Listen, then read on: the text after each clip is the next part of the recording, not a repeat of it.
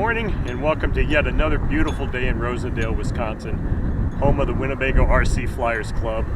And today I'm going to attempt to run this new in-box, never seen fuel before, vintage K&B 40 RC. It's a Quickie 500 engine. Now, I did a quick look video of this engine weeks ago, a while back, and I've been excited to get this thing on the stand and get it running, but the weather was just too cold for it, or inclement. Today it's not bad, it's windy, but it's probably in the early or the mid 40s, low 40s, not too bad. But I do have the lighter fluid, which I am going to use, and what I've got here is some 10% fuel. Like I said, this is the first run of this engine, first time this engine's ever drank fuel. 10% fuel. I've got the supplied K&B plug that came with it, and I'm not sure if it's, I don't believe it's an idle bar plug, but I need to pull it out anyway so that I can, oh, I don't have to pull it out for the lighter fluid, but let's just check. Nope, it's not an idle bar plug, but it looks like a K&B long plug of some sort. I don't know the number. It came with the engine, and now I'm having a hard time getting it back in here. Now, the propeller I've got on here is less than ideal. It's a really old, it's a new prop, but it's just an old Master Air Screw 10.6. Now, the reason I'm using this old POS prop is because this hub on here has like a step on it. It's not just a straight shaft. And the only other 10.6 prop I had is a nice APC prop, and I didn't want to go reaming out that hole just for this engine's run, and I haven't had a chance to get to the hobby store to get any other props, so we're going to give it a shot with this prop, which is not bad. I mean, this is probably a prop that many people used with this engine anyway. So let's fire it up and see how she does. I'm not too sure how concerned I'm going to be with getting RPM readings on this run. I really just want to see if the engine will start and run, and as it is a break-in run, I just want to get it running, and then we'll take it from there.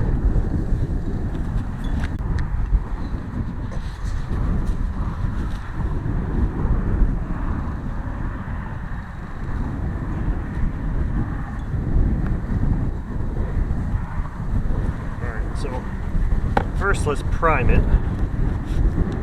See if it takes a prime.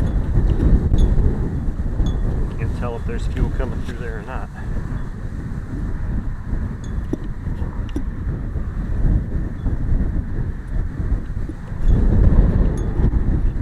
Like it's taking a prime at all. No, it wasn't for some reason. Now let's put some lighter fluid in here.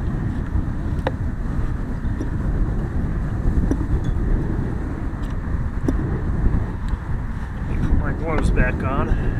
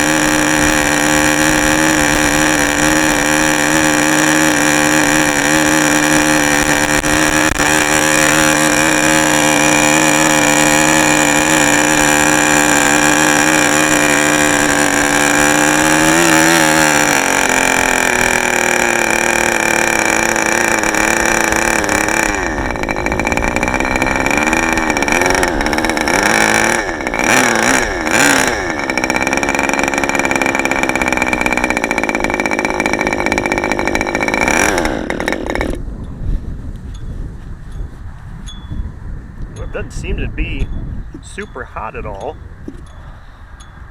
It seemed to have kind of more of a mid-range issue than a low speed issue. Let me fire this thing back up with my semi-cold hands.